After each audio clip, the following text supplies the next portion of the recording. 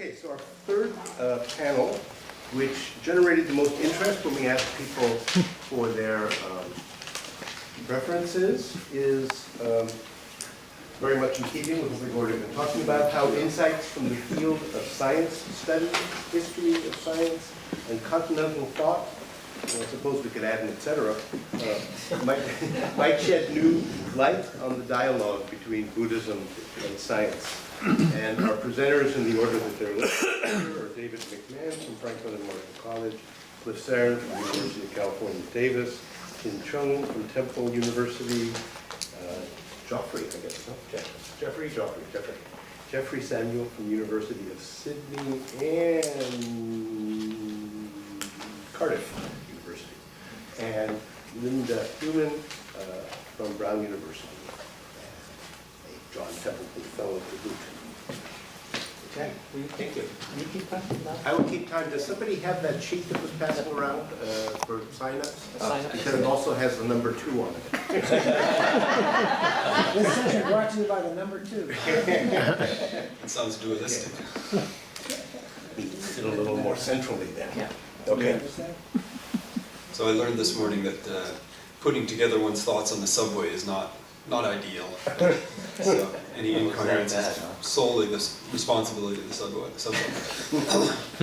So I guess expanding a little bit on some of the things that we've said and I've said in the previous conference, I again want to think about this whole science and Buddhism relationship a little bit more in context, and I want to just briefly mention something about the historical context, which I think is important, that the first time Buddhism started to become interpreted in light of science, or in scientific terms, brought into relationship to science, was not in a kind of nice, friendly, dialogue-y kind of thing where people were getting together and talking and sharing ideas, but it was in the context of colonialism.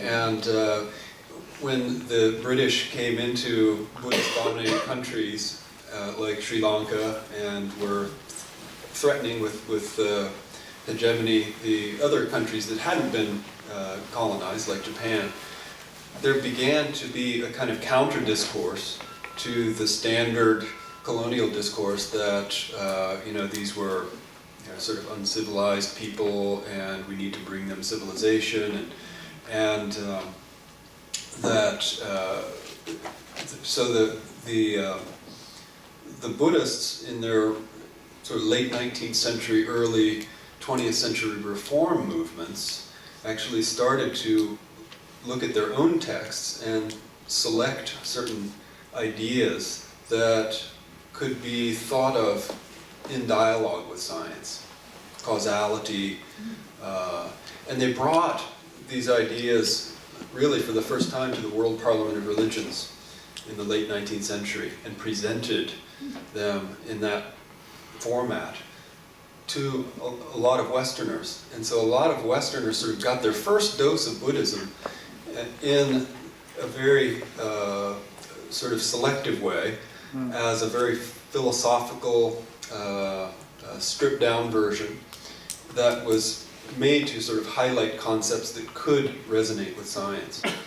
And in many ways that was a very selective representation, a sort of narrow representation, because it really left aside much of lived Buddhism, and as well as Buddhism in the text.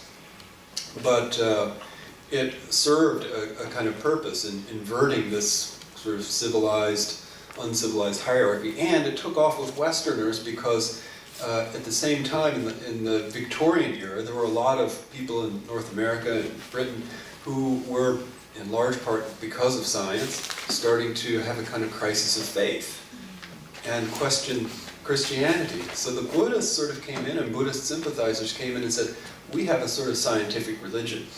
We have a religion that's much more compatible with science than your, miracles and, special savior and all the stuff that you're questioning.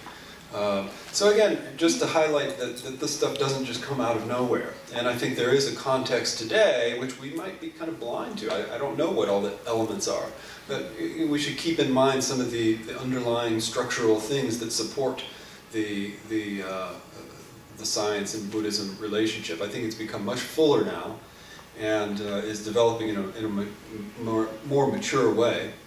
But I think that also that initial presentation of a kind of scientized Buddhism was important, and it is the important sort of precursor to today's interaction between science and Buddhism.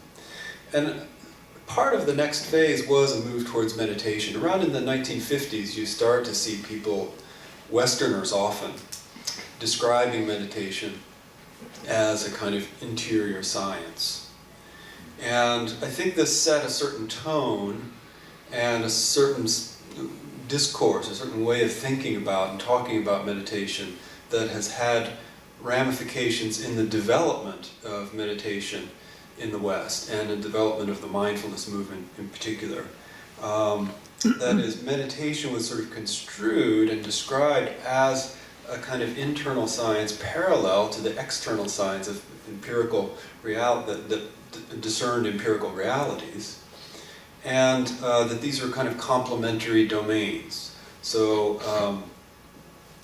in this sense, I think the way this moves into the contemporary mindfulness movement is that meditation and mindfulness, and a lot of descriptions over the past few decades, have been modeled on scientific investigation, but also they presuppose a kind of specific European Enlightenment representational epistemology that maybe is still kind of unexamined, and it's this sort of unexamined tacit epistemic mode of Western scientific work, and I think there are scientists who question that mode now, but I think it still is sort of the default way of thinking about that.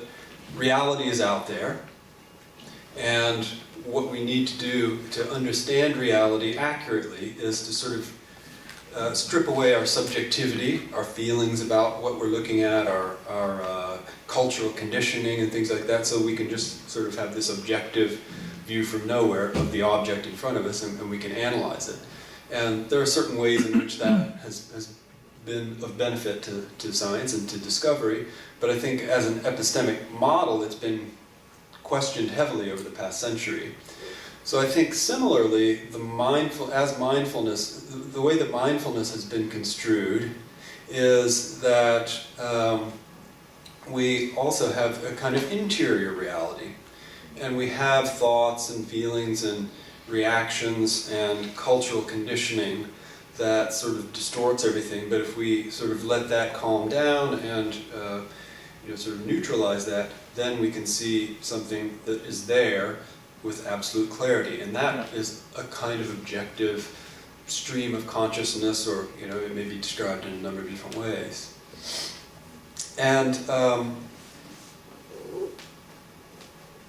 I think there's something like that that enters into Buddhist epistemologies too, but I think in many cases what we see in the Pali texts, for instance, in the Madhyamaka tradition, in the Yogacara tradition, is a different kind of epistemology that is more, I think it may be akin, since we have we're talking about continental thought here too, it may be a little bit more akin to phenomenology, where the world doesn't arise as a kind of representation in my mind, an accurate representation after I've cleared away all the gunk, but rather it arises in the interaction between senses and objects, and in the interaction and coalescence of many, many different causal factors. And so there's a kind of presencing of different phenomena, always in the encounter of mind and world, and these two are inseparable. And I think there are scientific models that sort of move in that direction too. And I'm sort of interested in seeing what might happen if we try to explore other possibilities for meditation that don't presuppose that what's really going on in meditation is just individuals in their own minds with their own sort of individual psychological realities, but rather meditation as something that happens within the nexus of a larger whole. Not a whole necessarily, but a larger context of complexity and interaction. And I think we haven't quite developed that language yet. And I think that would open up more possibilities. And I think one of the tensions that we've seen at the conference was the tension between this kind of purely individualistic therapeutic approach and more a kind of, how do we bring meditation out into the world? How do we make it more relevant to underlying structures, social structures, political structures, things like that? And it seems like we're trying to make that move, but having a hard time finding the language to do that. So I'm not here to supply that language. I'm really just, saying maybe this is part of the issue, part of the problem, and maybe this is the next phase to work on. Thanks.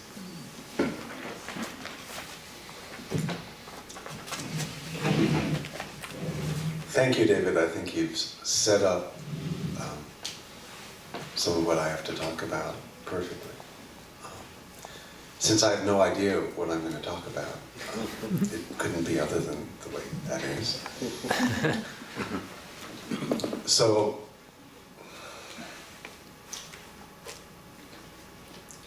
this is at once something I feel I'm wholly unqualified to talk about, and something that is also at once intensely personal and personal historic for me.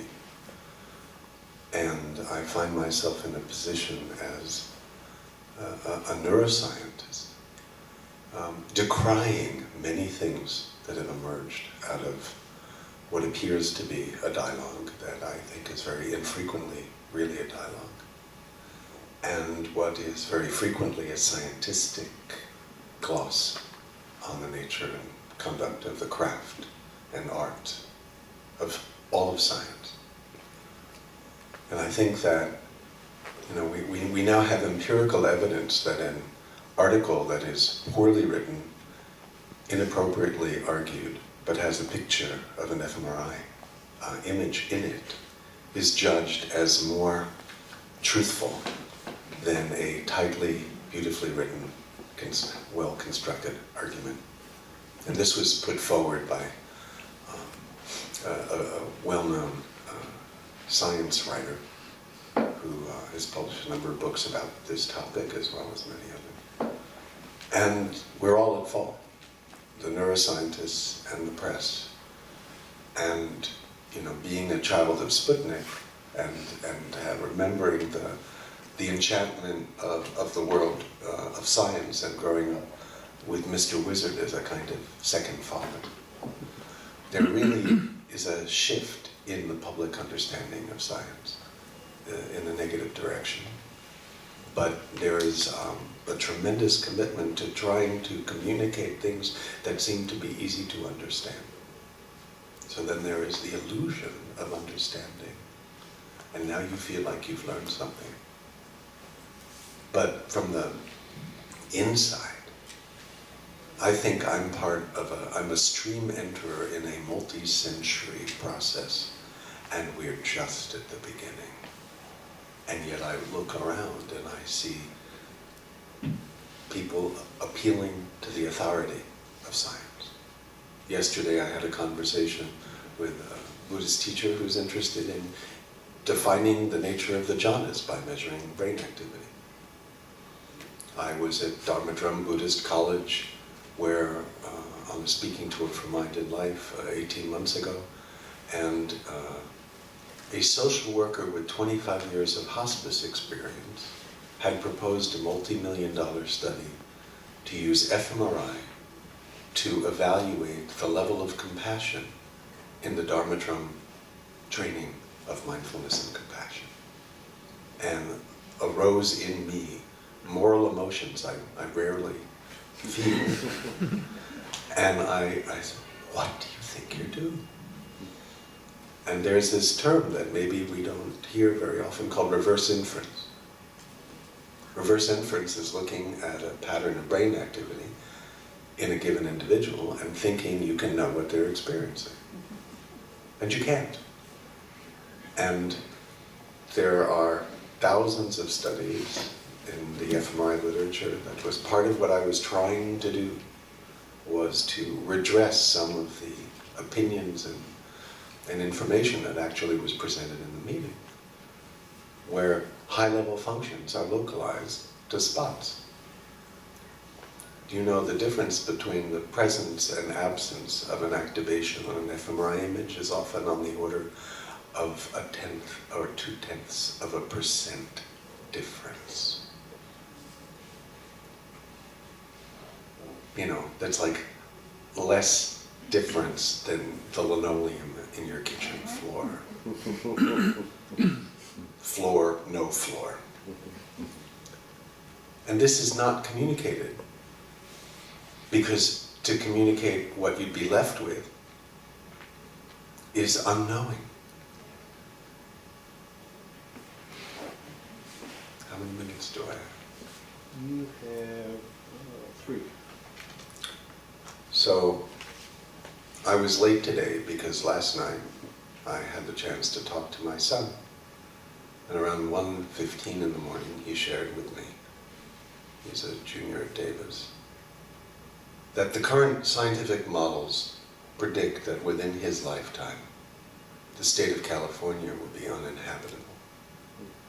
In about 70 years, there will be fire and heat. And this makes him sad, in a way that's extraordinarily deep. And I thought, well, I think my life is dedicated to elucidating perhaps ways to hold that unfolding reality. Because even if we change our behavior, which we're unlikely to do radically, the system has such momentum that that effect will happen in 100 years. So we did hear a notion of environmental sensitivity, and we have a notion of cognitive repression. And there's a lot understood.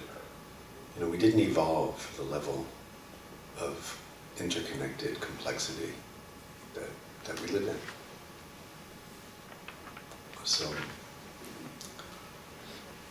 So I think that there is a very profound role for science, writ as art, and understood as a deep path, and not at the surface level that is in the public sphere, for the most part. That's what I have to say.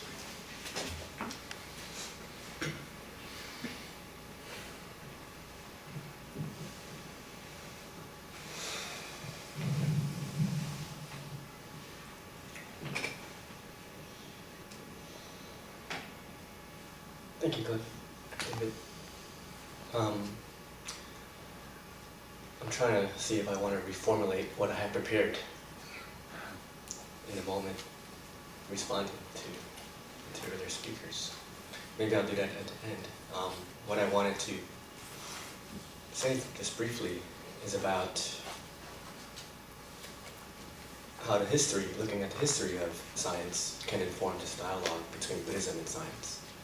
And also broaden that, not just from a historian's perspective, but the liberal arts and humanist perspectives, and how people from sociology, or anthropology, or religious studies, or philosophy will add to this dialogue because they'll ask different questions. So an historian looking at the history of the scientific study of meditation, of Buddhist meditation. I try to do some of this in my talk, can pick out perhaps trends, but not complete monolithic directions, but patterns. And from early never replicated studies. Exactly, Cliff was at my talk. from, let's say, the 1920s, the earliest studies on Indian yogic meditation, or 1960s in Zen Buddhist monks, 1980s in Tibetan Buddhist monks, I see a big shift with transcendental meditation in mindfulness. And so what I tried to pick out there was the underlying, unreflective, assumed definitions of health. So we talked earlier about a singular translation, the right translation, the right definition. And so I don't think we can get one right definition of health. But to unreflectively assume and not question what we're working with can be problematic, and it might not lead to change in the direction of research. So I asked Josephine Briggs, what is the National Center for Complementary and Integrative Medicine's definition of health? What is your working definition of health? And she said, it's funny that we don't have an explicit definition. Of course. And so what does that leave out when you don't reflect on this definition? Why does definition matter? So again, not trying to pin down one definition, but to give you a sense, a sociologist might ask, if we don't reflect on health, what kind of social and economic consequences does that have on individuals? So homosexuals had to fight to remove the label of disease in DMS, right? So what, on the other end, so they had to fight to be thought healthy. On the other end, people with chronic fatigue syndrome or migraines had to fight for the right to be labeled unhealthy. And so what I'm starting to think about is, perhaps an anthropologist might ask, the scientific studies on Buddhist meditation, how do they consider or not consider Buddhist models, multiple models of health? For instance, health being tied to ethics and karma, disease as caused by demons, by the imbalance of four elements, or the three poisons.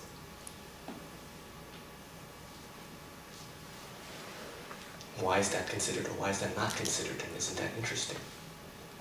So as a philosopher, I might ask, okay, what can we learn if we incorporate Buddhist models of health into our current unassumed definition of health, which I think is a biostatistical definition of health, first articulated in 1977 by Christopher Boers.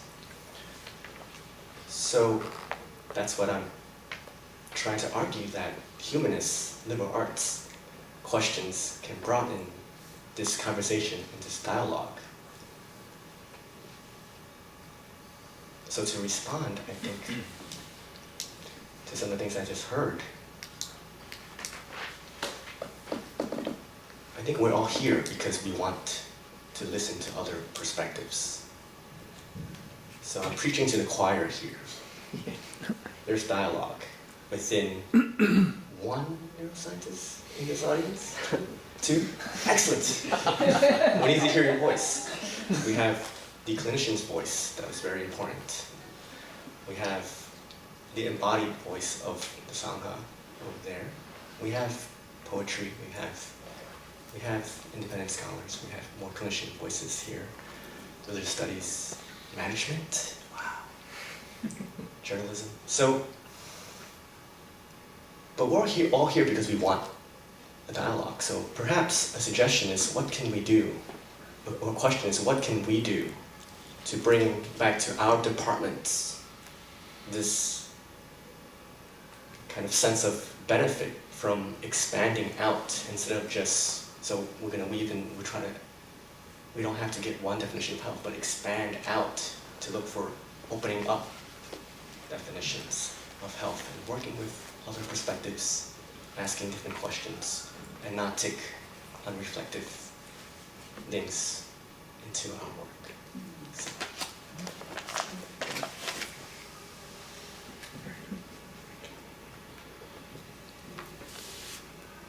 You're getting applause.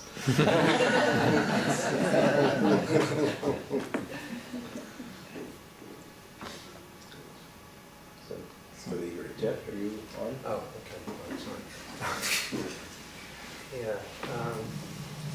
Microphone. Use the microphone. Microphone. Good. This is another one written on the subway, so attempting to. I was distracting him at the time. Revise on the run. Distracting or inspiring, I'm not sure.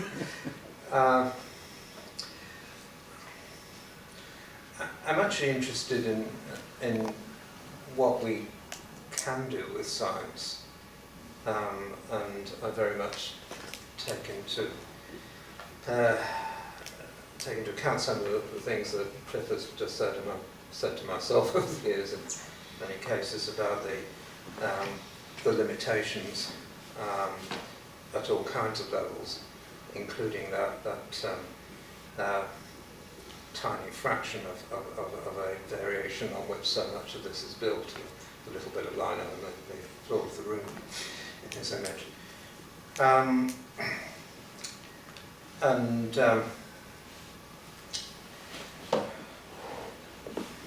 Perhaps given that, after all, we are in Berkeley and one of the presiding local spirits of the philosophy of science was Paul Farah, who famously proclaimed that anything goes. We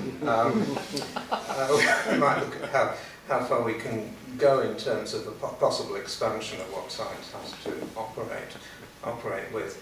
And I think Cliff was also offering us some of this towards the end of his own presentation, which was, as I said to you before, a wonderful piece of enchantment in its own right.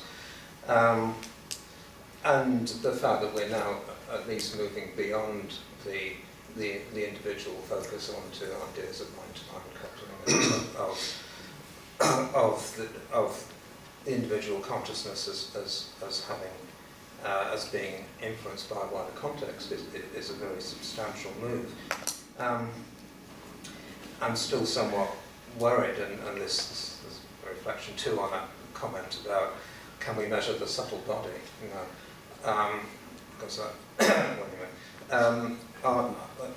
about just how far we're going to go with this. Are we moving into a level of complexity that is such that our current sorts of methodologies simply cannot handle these kinds of things? I've been quite concerned in recent years with this whole question of what do we do with consciousness within science. Stephen Stanley said earlier that he felt that neuroscience was not really a reductive materialism. I'm not very sure myself. It seems to me there's an assumption within a very large amount of contemporary neuroscience, and obviously there are critical voices too, in which it's taken for granted that the materialist level is the primary one, that what else we have is somehow epiphenomenal, derivative, and whatever. It's true that one can read quite a bit of what is said, and certainly I suspect one could read a lot of what Cliff said, either in that way or in another way. But nevertheless, there is not a very strong statement of any other position. And partly, I think, because it's quite difficult to state other positions and to remain a practicing member of the discipline. I mean, there was a beautiful exchange some years ago between Richie Davidson and the Dalai Lama precisely on this issue over the question of what do you do about reincarnation and continuity of consciousness between lives. And in a review of Dalai Lama's book, The Universal Single Atom, Davidson essentially had to say, we can't really talk about this, you know. We can't really talk about this and remain respectable neuroscientists. There is a problem here because the disciplines that we're talking about, the Buddhist disciplines, actually take consciousness very seriously, and they take it seriously as, if not in a kind of dualistic opposition to mind, but certainly as having a degree of autonomy, a dualistic opposition to body, certainly as having a degree of significant autonomy in relation to the body. what do we do about this? Now, I think there are a series of moves that we can take, and I'm not sure how far I want to go along this particular pathway, but I'll state a little bit of it.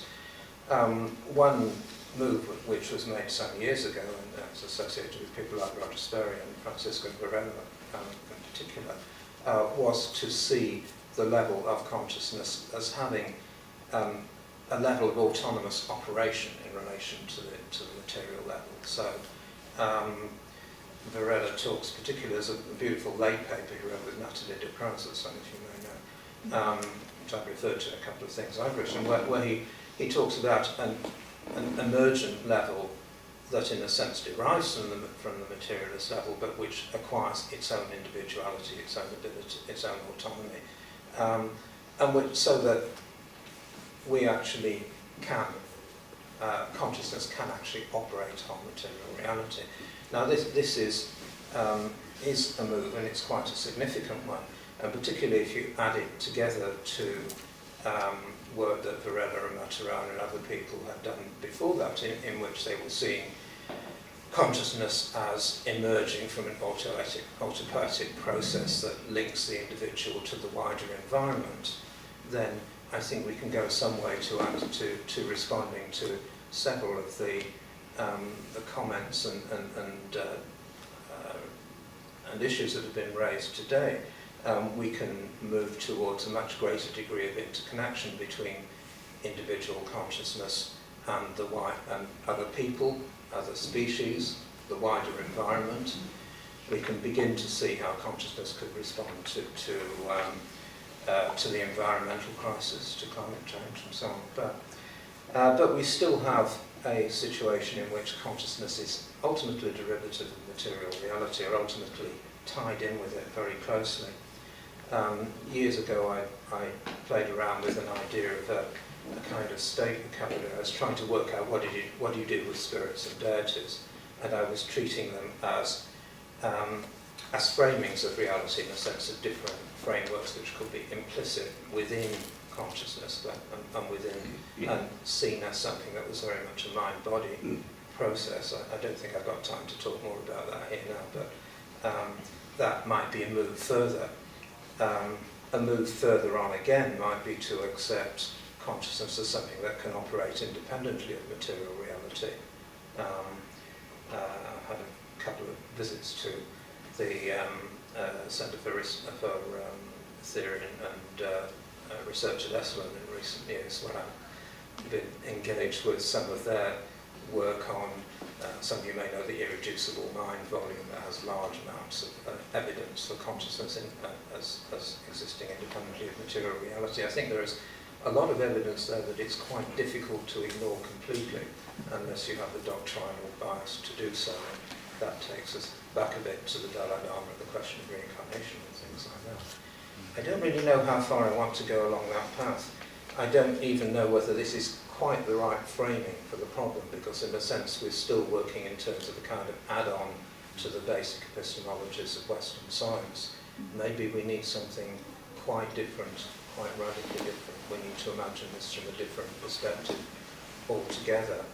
And I also rather take Steve Jenkins' point right at the beginning of this session, this panel today, about the overprivileging of systematic discourse altogether in Western thought. Though I still feel that it's something that is of value, that it's something we've learned to do, it's part of how we approach the universe, and it's something that we probably are better off trying to refine, advance and transform rather than to reject. But I think I've probably filled up my 7 minutes, so I'll stop there.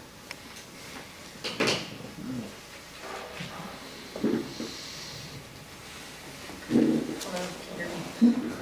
So I prepared something in advance too, because I'm a writer, not a public speaker.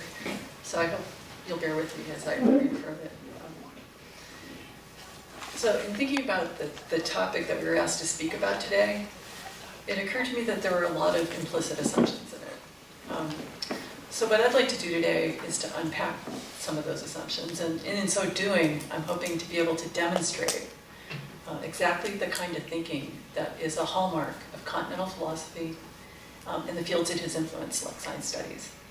In other words, I'm going to show how to make implicit assumptions explicit, and hopefully in the process convey why it's important to do that. Do I have to be this close to the mic? Can you hear me if I'm back here? Closer. A little closer. Closer? Okay. So the topic we've been asked to address is how insights from the fields of science studies, history of science, and continental thought, etc., might shed new light on the dialogue between Buddhism and science. So first of all, the topic assumes that these fields might shed new light, and that in so doing, that would constitute some sort of progress for Buddhism and science. And this in turn assumes the dialogue could use some shedding light upon, and that it is in some way stuck or in need of new direction. So I'd like to back up a bit and start with these questions. Where is the Buddhism and science dialogue now? Is there a problem with it? And if so, what is the way forward and out of this problem? So these questions are at the heart of a journalistic project I've been working on for a number of years in collaboration with Tricycle Magazine. In 2012, I was awarded a 3-year grant by the John Templeton Foundation to, quote, break new ground in the dialogue between Buddhism and science. In carrying that out, I've written a series of articles for Tricycle intended to build bridges between Buddhist audiences and scholars in the humanities and the social sciences, particularly scholars who have been influenced by the continental tradition. So I do think these fields have light to shed, and I'll come back to them later.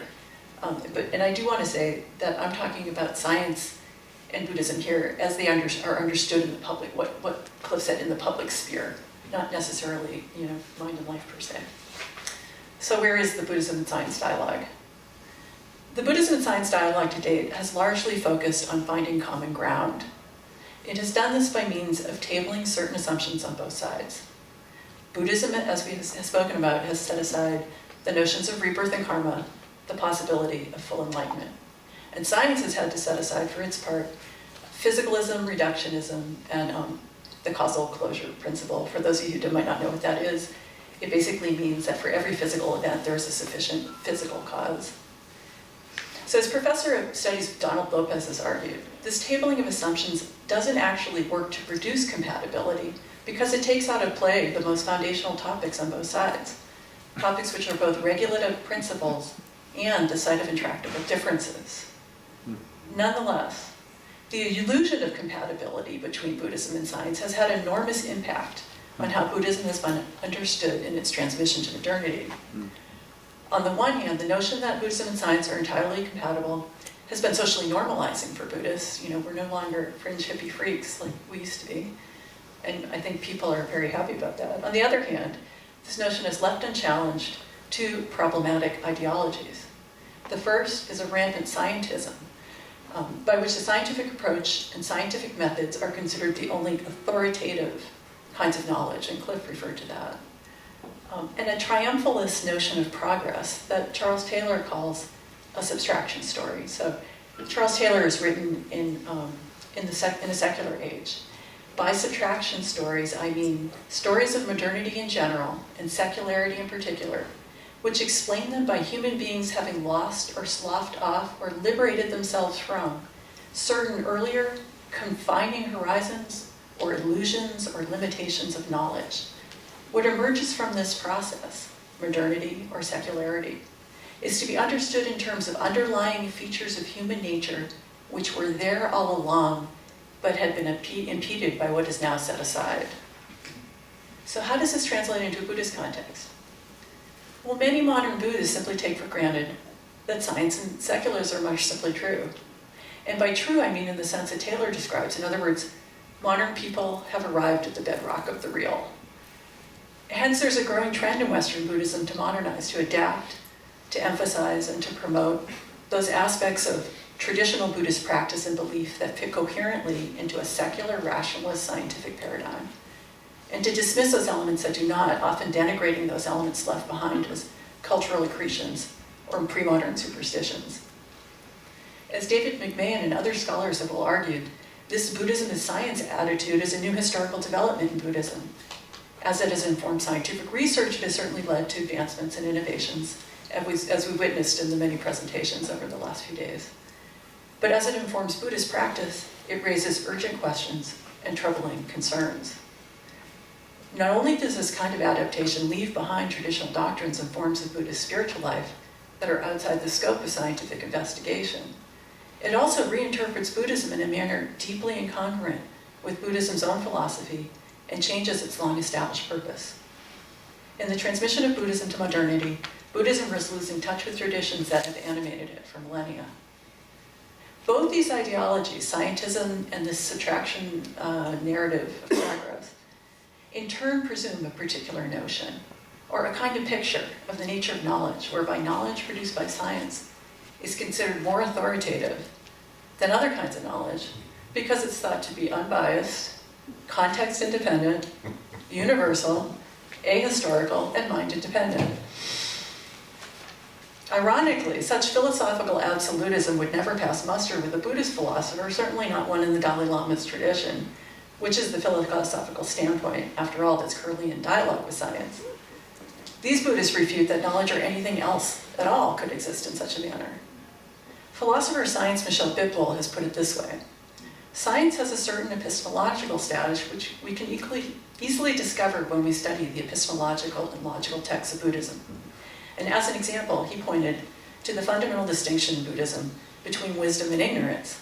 In Buddhism, ignorance is defined as the belief that things are stable and constant rather than changing momentarily, that they have intrinsic properties and exist in and of themselves, independent of each other and observers.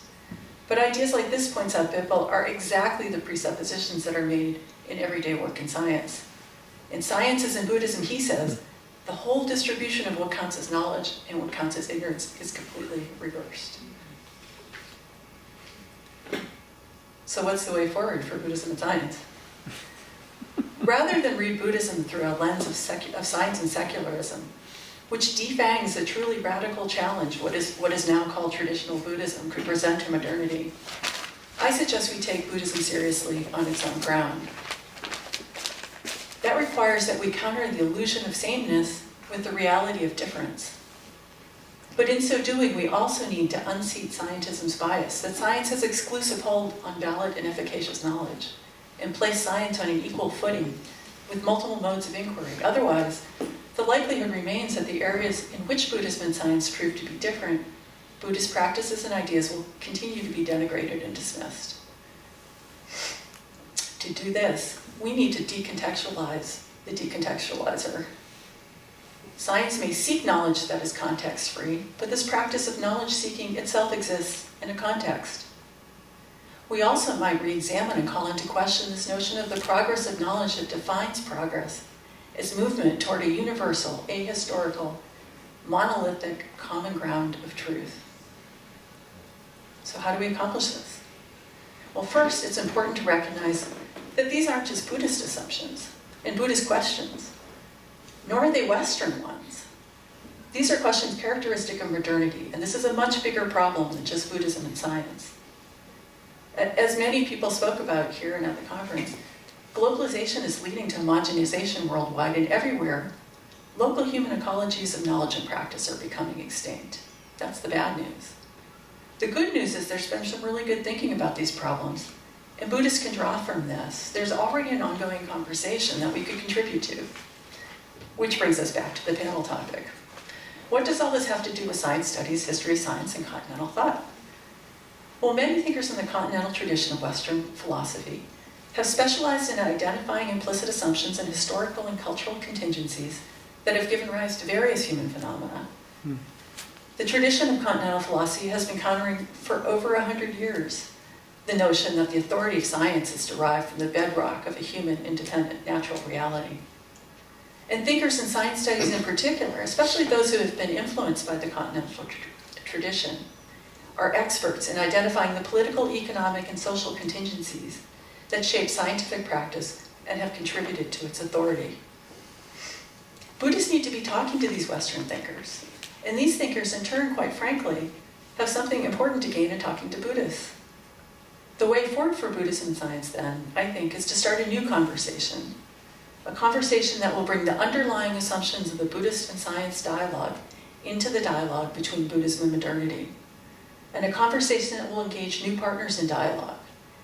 Instead of talking only and primarily to scientists, Buddhists could engage with scholarship about the nature of science, religion, and modernity, that is going on in fields like science studies, history of science, sociology of religion, philosophy, cultural anthropology, secular studies, history of subjectivity, and so on, etc. Such a conversation should teach us that what we take for granted now as science and in science will change, as it has always changed. That the authority of science, like everything else, is contingent. If practiced properly and taken to heart, these fields can give us humility so that we question our certainties, both Buddhist and modern. And I wanted to, so that's what I prepared, and I was thinking also on the subway on the way over. I had some thoughts about how this relates to the conference. Reflecting on the conference, there are some things I found this morning I was thinking about, and I was very disturbed by them. How these implications are of what I'm talking about kind of manifest on the ground. And one is that this notion that Buddhism is science. If you equate Buddhism with science and then you further equate science with the way things are, then what you get is a Buddhism that is the way things are in a very universal sort of, this is a very universalist claim. There's this deep-seated notion, and I think it pervaded the entire conference, and so I couldn't even really see it until this morning, that truth is one thing and that Buddhists are onto it. And so this is hard because as I'm a Buddhist, I certainly believe in the universal truth of Buddhism. But as a citizen of a modern pluralistic world, I think that's a deeply problematic assumption. So even within Buddhism, I think the problem is an underlying notion that truth is one thing, that all differences flatten out into one sameness. And if you look at the reality of Buddhism, there are many different philosophical systems, many different ways of practicing, many different lineages, and then there are, if you compare them, what you see, you see a lot of differences. There's a pluralism within Buddhism, as any historian of Buddhism knows. So if we usually, and when we make the claim that within Buddhism that people tend to make the claim that they're all saying the same thing. But when they say you're saying all, usually when they do this, what they mean is they're all saying the same thing, and what they mean by that is the Buddhism that I practice. And that's really actually what we call sectarianism. And then the same thing when we do it at a broader level, when we look around at other religions and say, well, really, all these religions amount to the same thing. What we really mean to do, say, is that everybody's really Buddhist. That, it's all Buddhism.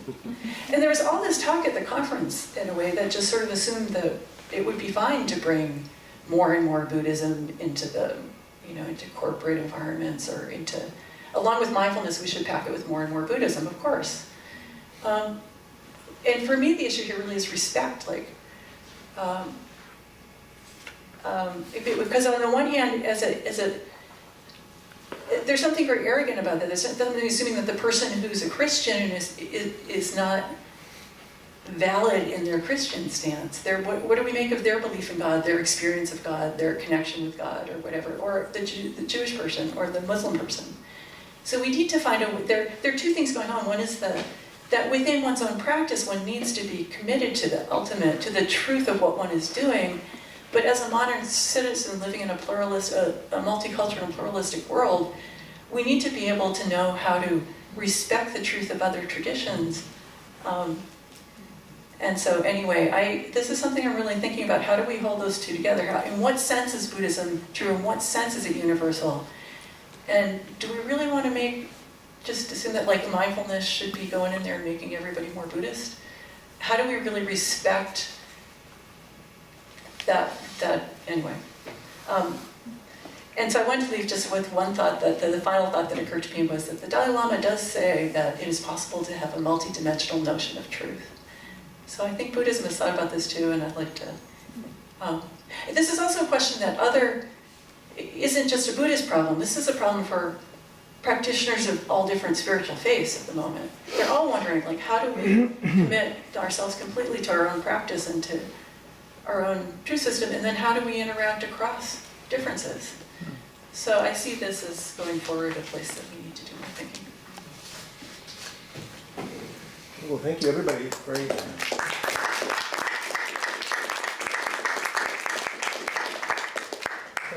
I think it's actually a nice confluence. People can